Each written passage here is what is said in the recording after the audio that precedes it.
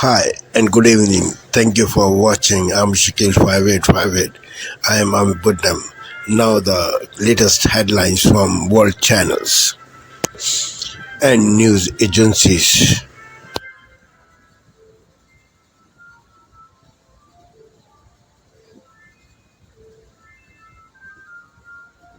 Purported leak. Tonight, breaking news as we come on the air, election night in America, one of the most consequential elections in recent history. And just in tonight, the first exit polls are now coming in. What they tell us about the top issue for voters, even above the economy. Tonight, inside the final hours of both campaigns, the race expected to be incredibly tight. Long lines at polling centers across the country and across the all-important battleground states tonight, Pennsylvania, Arizona, among them. Vice President Kamala Harris calling voters on the phone, urging them to vote, to have their voice heard. Harris personally knocking on doors in Pennsylvania. Her campaign ending with a major rally at the famous Rocky Steps in Philadelphia. Donald Trump, after barnstorming 3 battleground states until the early hours of the morning. Former President Trump today voting with former First Lady Melania Trump, visiting his campaign headquarters in West Palm Beach. Reporters asking if he has any regrets about the race he's run and what the former president said about that. Mary Bruce, Rachel Scott, and Rick Klein at the big board, they're all here tonight. 7 critical battleground states at the center of this election, perhaps none more crucial than Pennsylvania, the state considered a must-win state for both Kamala Harris and Donald Trump. Some voters waiting for hours, supporters on both sides tonight calling this the most important election of their lifetime. The Georgia battleground, President Biden winning that state by just 11,000 votes just 4 years ago. Tonight, the fake bomb threats sent to poll workers coming from Russian email accounts. Tonight, the state insisting voting has not been interrupted.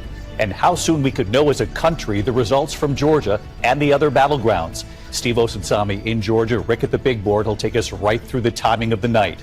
Nearly 86 million Americans voting early this year. What we're already learning about the votes and who cast them, men and women, Democrats, Republicans, and independents. And what both campaigns need to do on this election day to win. The other news tonight, ABC News now confirming the report of an alleged Russian plot to smuggle explosive devices onto planes bound for the U.S. 2 devices ignited at DHL facilities. Authorities revealing an image of a possible suspect tonight. Tropical storm Rafael expected to grow into a hurricane before heading straight for the U.S. When it's expected to make landfall, we are tracking yet another potential hurricane. And with the world watching, we take a moment tonight to honor our poll workers, their dedication to making sure every vote gets counted. A special edition of World News Tonight starts now.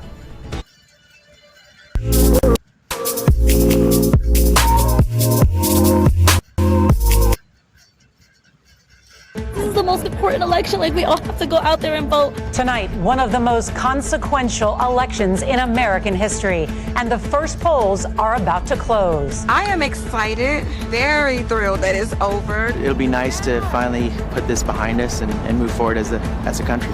We're monitoring election security across the country as we settle in for a long night of results. It looks like we have a very substantial lead. Votes out here. Gotta talk to voters. Could turnout be historic? We're in the battleground states. What brought voters to the polls? The abortion access is a big deal. Definitely the economy. A special edition of the CBS Evening News, live from our election headquarters, starts now. Races just from those 9 o'clock poll closings, including New York, Colorado, Minnesota. So we still await results there. But let's go to Michigan. That's the biggie at this hour. Polls closing in Michigan, and it is, wait for it, too early to call. We will be waiting for it perhaps into the wee hours tonight. Arizona also too early to call. 7 o'clock in the Mountain West, 9 o'clock on the East Coast. Polls just closed there. Let's go to Wisconsin, the other of the blue wall states, along with Michigan and Pennsylvania, too early to call. And speaking of Pennsylvania, too early to call. Starting to see more vote come in, but we could be waiting a bit for that. And same with North Carolina. They're counting more quickly, but it's still too early for us to make a projection. And in Georgia, it's not not too early. It's just too close. We are starting to see the vote come in. We've got 66% counted right now. And yet, despite the margin that you see there, we project not only what the margin is right now, but where we expect the vote to come in, whether it's coming from a Republican stronghold or a Democratic stronghold. So when you see that disparity and then you see us say it's too close to call, there's a method to that madness, Tom, and you've got Georgia up there. And I'm going to explain the method to the madness, right? The difference right now, 220,000 votes, Trump on top with 66% of the vote in. But Republicans, it can't even get close to celebrating just yet.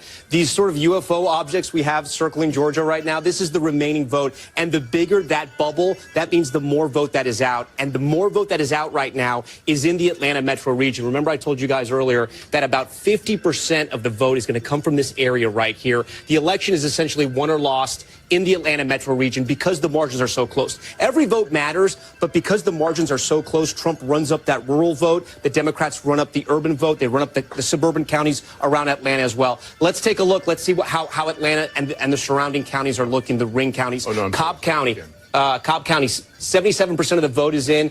Harris slightly overperforming where Biden was in 2020. Let's go over to Fulton County. This is where Atlanta is. Now let's go to our battlegrounds. Pennsylvania, too close to call, 11 o'clock Eastern, 8 o'clock in the West. Same story in Michigan, too close to call at this hour, with about a third of the vote counted there. In Wisconsin, it is too close to call. You knew it would be a tight election. The polls all showed it, and that's certainly being borne out tonight. 60% of the vote in there. In Georgia, it is too close to call. Getting closer to that final number there, but we're still, the margins are just too close to make a call in that presidential race. Same thing in North Carolina. In fact, it's too early to call. We are still awaiting vote there. In Arizona, let's go out west. We've got two battlegrounds out west. We've got Arizona and Nevada. Polls closed there about a couple of hours ago. Well, 2 hours for Arizona, last hour for Nevada. Both of these too early to call. And Tom Yamas over at the board. And we're talking about Arizona. We haven't given its due tonight. Yeah. Good evening on what's shaping up to be an historic election day. I'm Amna Navaz. And I'm Jeff Bennett. On the NewsHour tonight, the final day of the campaign. Americans cast their ballots and votes are counted in what is expected to be one of the closest elections in living memory. We report from across critical swing states and break down the latest news for a contest that could drastically alter the future of the United States. It's election night here on the PBS NewsHour.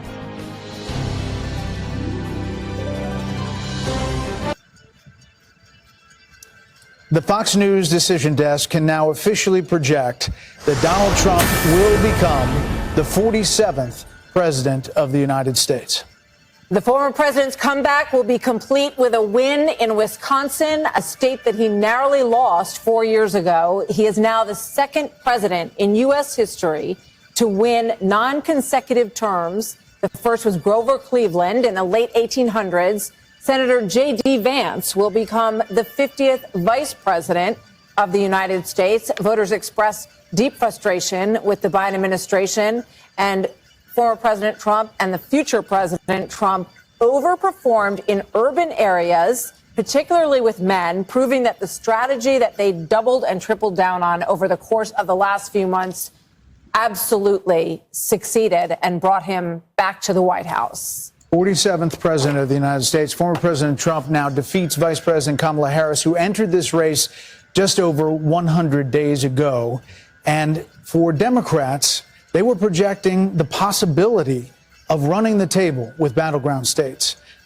David Plouffe with the Democratic campaign of Harris campaign suggested that just yesterday. Now it is possible that Donald Trump runs the table with these states and builds on a big landslide electoral win.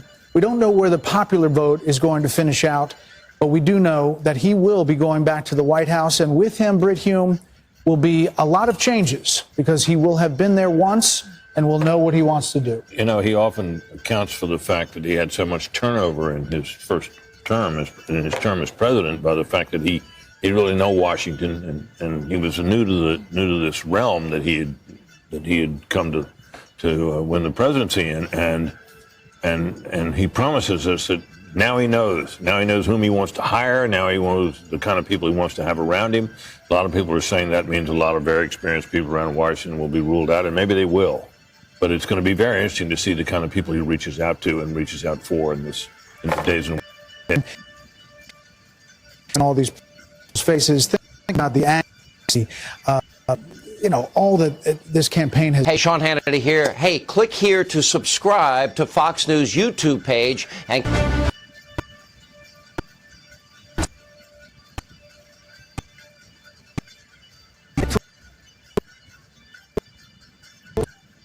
Donald Trump to win the key battleground states of Georgia and North Carolina. U.S. media also calling Pennsylvania for Donald Trump. And if that holds true, then the presidency is firmly within his grasp. I'm Julie Yu. We're bringing you extensive coverage of what some say is the most consequential election in the history of America.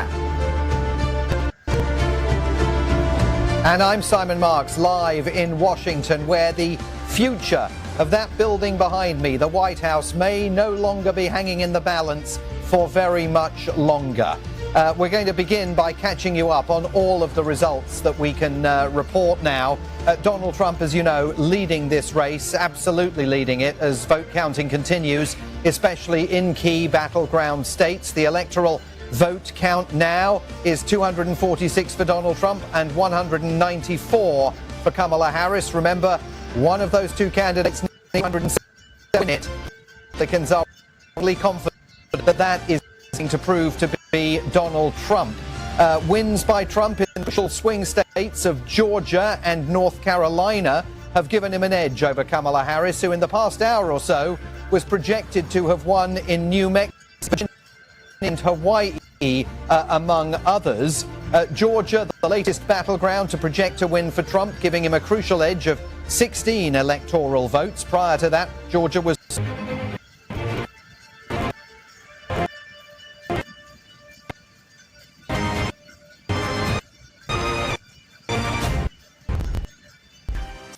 So far then, Donald Trump is on his way back to the White House. 2 of the key 7 swing states already called for Donald Trump. He's won both North Carolina and Georgia. And so far, as voting continues, he is ahead in all the other swing states as well. Welcome to your election special continuing here on France 24.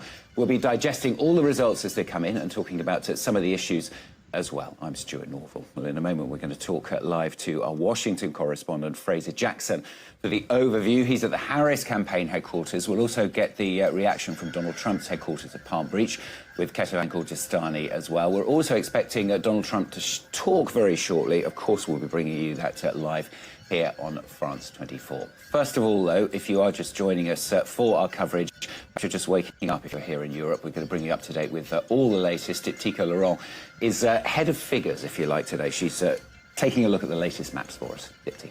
Well, Stuart, this map says it all, really. You see a lot of red on this map here. And as you mentioned there, Donald Trump has already won 2 of those key swing states. That's North Carolina and Georgia. That's and you see in Georgia, he won by a very narrow margin, just 50.9%, but he won that state nonetheless. Of course, the other 5 swing states here, this so-called blue wall here, Wisconsin, Michigan, and Pennsylvania still being counted, as well as Arizona and Nevada out west. So these other 5 states could also hold the key to who wins this election. But in any case, for the moment, it definitely looks very much in favor of Donald Trump. Of course, this election also being played against many issues. For Arizona voters, issues like immigration, but for Nevada, issues like the economy, and all of this will certainly play out. For instance,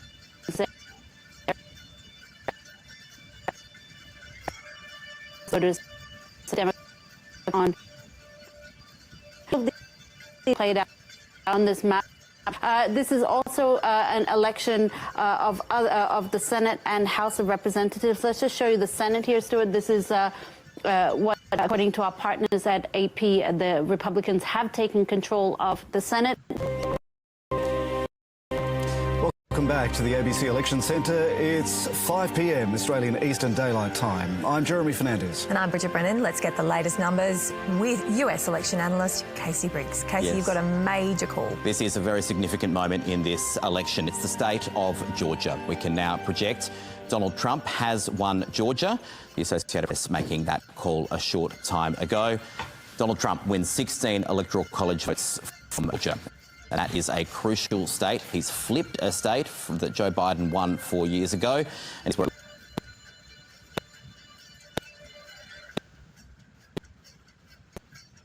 that he all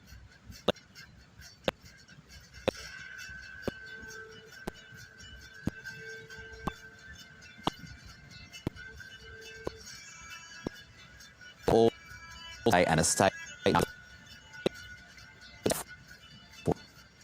red. Thanks a lot, Casey. Bruce, can we come back to you? How do you characterise Donald Trump? I'm sorry, how do I? How do you characterise him? I agree with Nick. He is an authoritarian, and he knows what stopped him from accomplishing his agenda in the first term, and he's going to avoid those mistakes. Loyalty leader of anyone in his office. He's not going to have a chief of staff who says you can't do this, or a chairman of They are fighting so hard to steal this damn thing. Even before the votes are counted. If we can keep that cheating down, because they're a bunch of cheats. Donald Trump is sowing the seeds of doubt, Because they've already started cheating in Lancaster, they've cheated. claiming that the Democrats are cheating him out of victory. They cheat on elections, and you call them on it, and they want to put you in jail. Think about it. from 80. And it's not just on the campaign trail where the disinformation is being spread. Kamala Harris. This is a fake video that's gone viral, showing what is claimed to be Haitians saying they were voting for Kamala Harris in Georgia. So let's see what we have here. And another fake video claims to show a poll worker ripping up ballots for Donald Trump. Despite the FBI saying these videos were created by Russian actors to spread misinformation, among the Trump faithful, the damage may have already been done. So I've heard in some locations that there are attempts to register non-citizens. Some Republicans are already questioning this election. And the majority already think Joe Biden didn't win the last one. So Barbara has been training fellow Republicans to be poll watchers, people to observe the votes being counted on Election Day and try to flush out any irregular activity.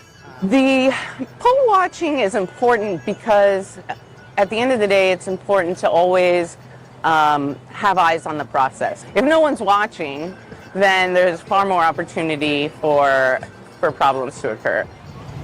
Poll watching is just one part of a huge operation Republicans have put in place ready to question the results if they think there is foul play, with an election integrity project preparing lawyers to challenge in court.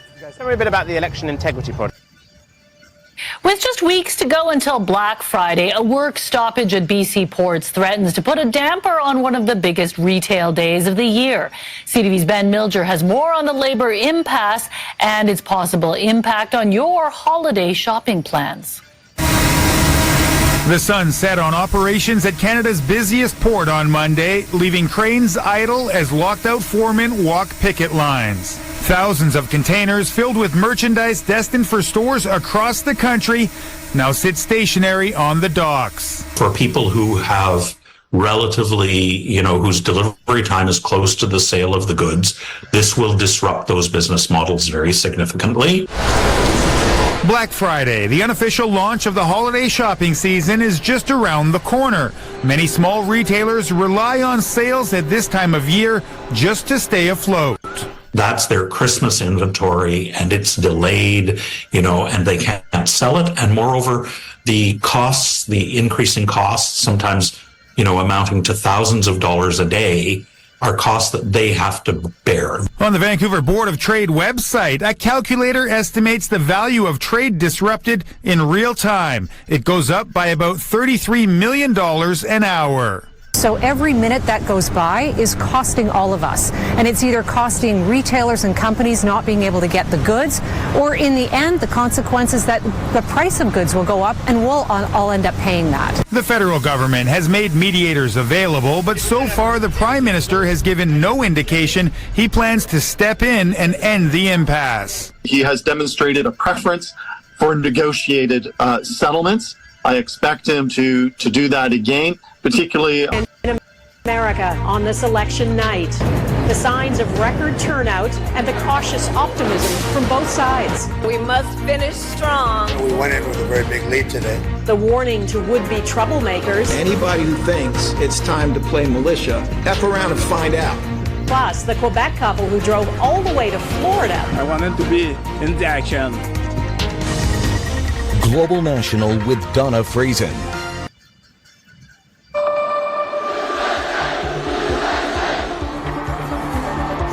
On the eve of a historic vote in the U.S., Kamala Harris and Donald Trump make their final pitches to voters. Tonight, the last-minute sprint across crucial battleground states. America is ready for a new way forward. If we get everybody out and vote, there's not a thing they can do. How they're both trying to seal the deal and get their supporters just out to vote. She got my vote. The biggest thing right now, I think, is the border. And what to make of those polls? We break down what they could tell us about who has the momentum. Plus, Canada mourns the loss of a giant in the movement for truth and reconciliation. There have always been those who are deniers of history. Murray Sinclair's long fight for justice and the lasting impact he leaves behind. From CBC News, this is The National with Chief Correspondent Adrian Arce. Coverage of DW News live from Berlin. We are covering the U.S. elections, obviously. A vote so far leaning toward Donald Trump and the Republicans. I'm very hopeful that we're going to have not only a larger majority in the House to make my job easier, but we retake the Senate and the White House as well.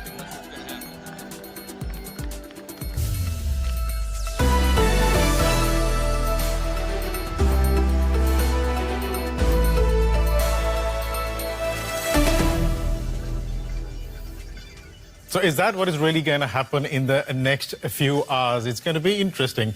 I'm Piresh Banerjee. Welcome to this special coverage and helping us answer this question and look at the next few hours, providing perspective and context. I'm joined at the table by a superb panel. Nicole Froelich to my right, who's going to be paying particular attention to the results that are coming in. Exactly. I'll be keeping an eye on the numbers as they come in. Right now, everything hinges on the battleground state of Pennsylvania. Of course, whoever takes that has pretty much the only chance to make it to the White House at this point. And I'll also be keeping an eye on the questions coming in on YouTube. So if you're watching us on YouTube, feel free to post your questions in the comment sections and I'll make sure to raise them to our panel here. And just worth mentioning that we follow the Associated Press when it comes to declaring the results, and that's our guideline there, Exactly, right? That's what we do. And to my left is Stephen Beardsley, who is part of the U.S. election team here at Deutsche Welle, and over the past few months, you've been following every twist and turn in this closely fought relationship. Can't keep up with them. In this, and Not now, the only one. and now we're in a stage in which it looks like the race favors Donald Trump. But is his win a foregone conclusion?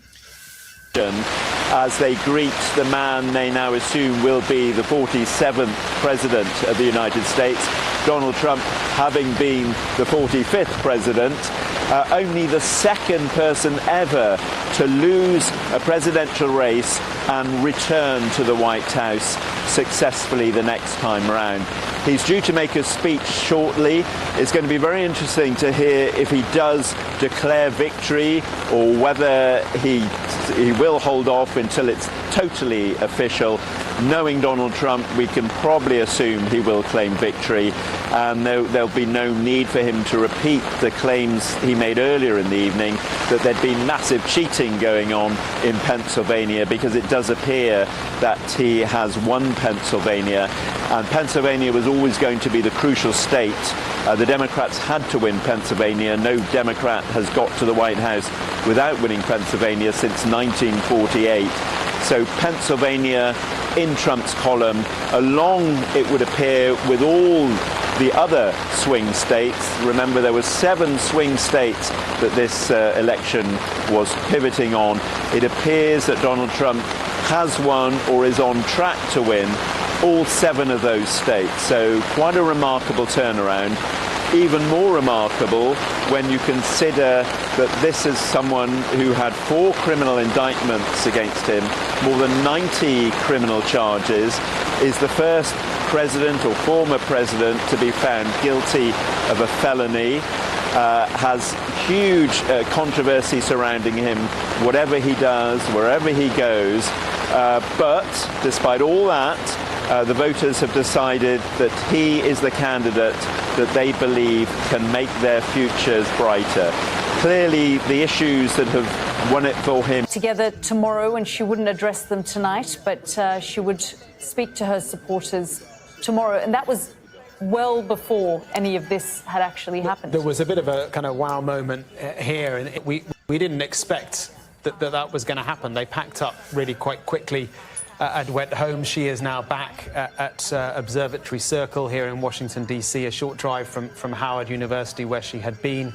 And you know, you wonder whether she's watching this or not. I guess it's also worth reflecting now on what a second Trump presidency would look like, and there are a few clues in this. This is this is Project 2025, as it's known. It is a 900-page manifesto for government. It has been written by the Heritage Foundation. The Heritage Foundation is a conservative think tank. For 20-30 years, they have written a blueprint for how they would like to see conservative governments run. But this one, Project 2025, as it's become known, has got a lot of Trump figures who are within it, who have written sections on it. It talks about deporting 11 million illegal immigrants from the United States. It proposes giving executive power. I think it works as a system, and you wouldn't see any reason. I think the Americans have got a pretty democratic system. If you look at American democracy, I'd say it's stronger than ours. That the Senate is elected, and the House of Lords is not elected. But people, that's true, the second chamber, but I suppose a lot of people would criticise American politics because you have this kind of, what's the phrase I'm looking for, roadblocks, where you could just, nothing can get through. It's sort of gridlock. That's the famous term. Well, it's checks and balances, but in a way that... Yeah, you think that's a check and balance on it. That's not necessarily a bad thing, because if it's too easy for the government to get legislation through, you get a lot of bad legislation. Let's get some reaction from the only official Republican in the room, Greg Swenson, about Philadelphia. And the team now down there, we're waiting to see from West Palm Beach, will be breathing a huge sigh of relief. Yeah, absolutely. I mean, this is great news for the party, but it's also... The golden age of America, that's what we have to have. This is a magnificent victory for the American people that will allow us to make America great again. And in addition to having won the battleground states of North Carolina, I love these places, Georgia, Pennsylvania, and Wisconsin, we are now winning in Michigan, Arizona, Nevada, and Alaska, which would result in us carrying at least 315 electoral votes.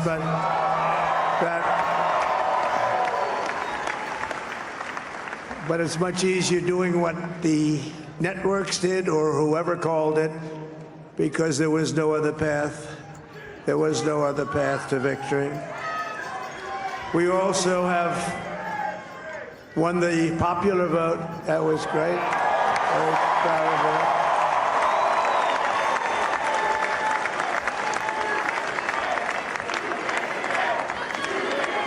Thank you.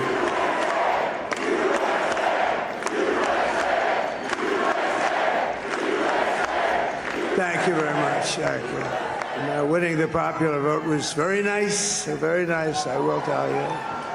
It's a great feeling of love. We have a great feeling of love in this very large room with unbelievable people standing by my side. These people have been incredible. They've made the journey with me, and We're going to make you very happy. We're going to make you very proud of your vote.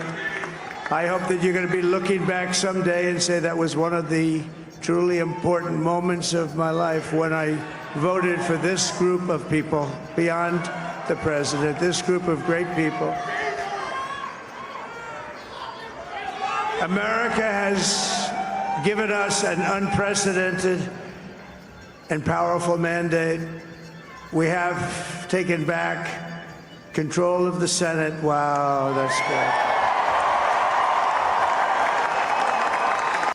And the Senate races in Montana, Nevada, Texas, Ohio, Michigan, Wisconsin, the great Commonwealth of Pennsylvania, were all won by the MAGA movement. They helped so much.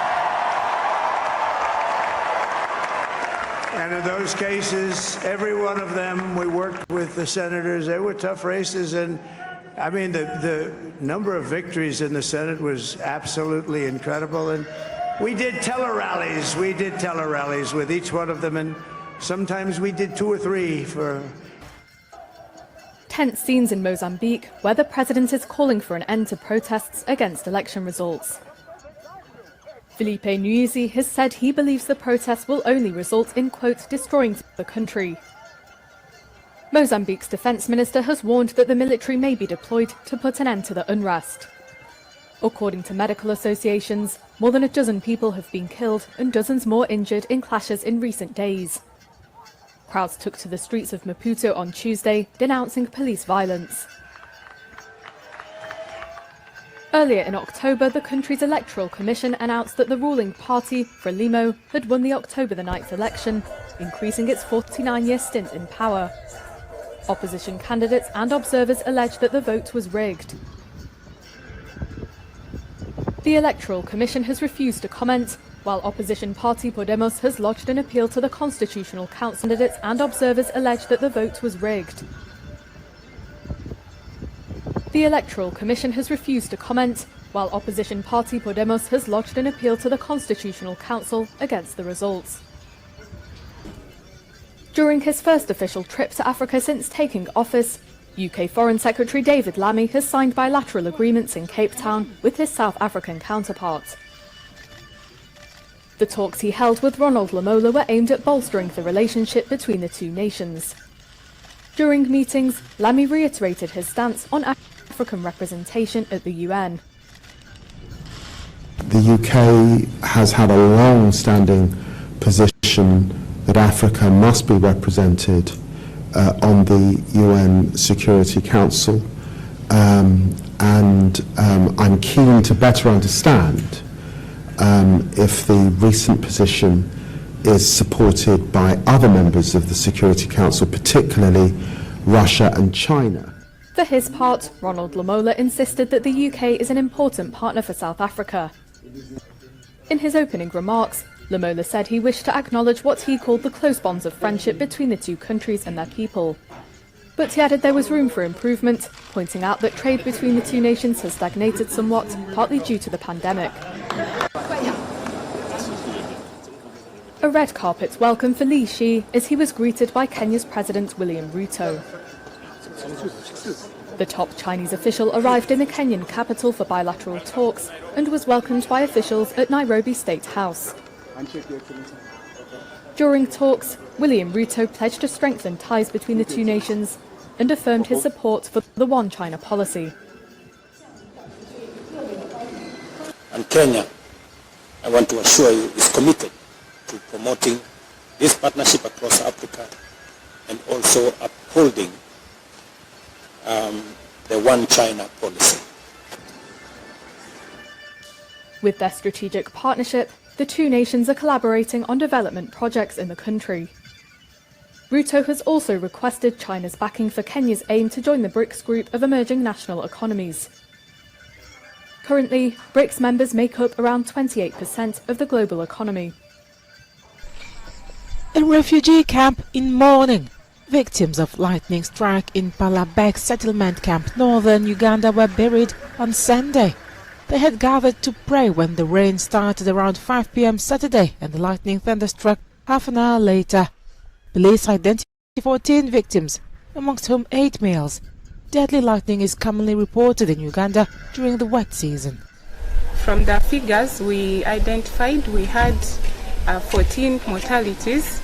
These are people who died on spot, and the age group of 9 to 21. The youngest being 9 years old girl, then the eldest being a 21-year-old male. Police investigations revealed an absence of anti-lightning infrastructure. Victims were attending a prayer service in a makeshift metallic structure when the lightning struck. The deceased are reportedly from neighboring South Sudan.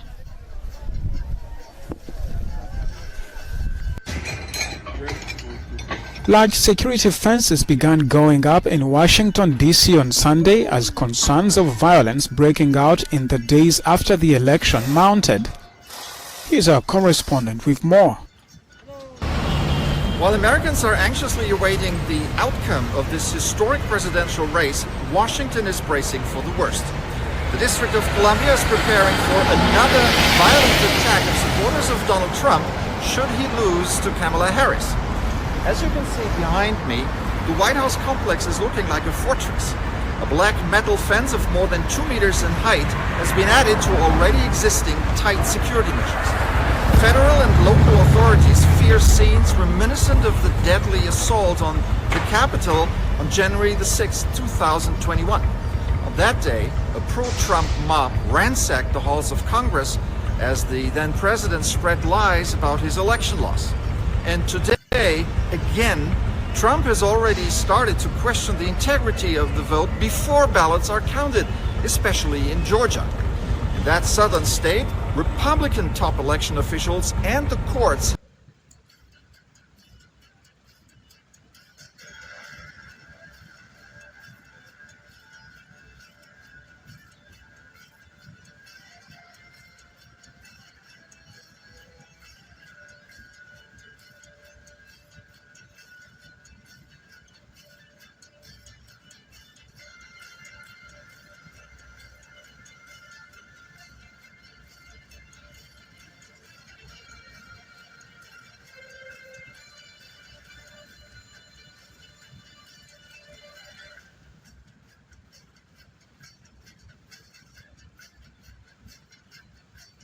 Thank you for sparing your precious time.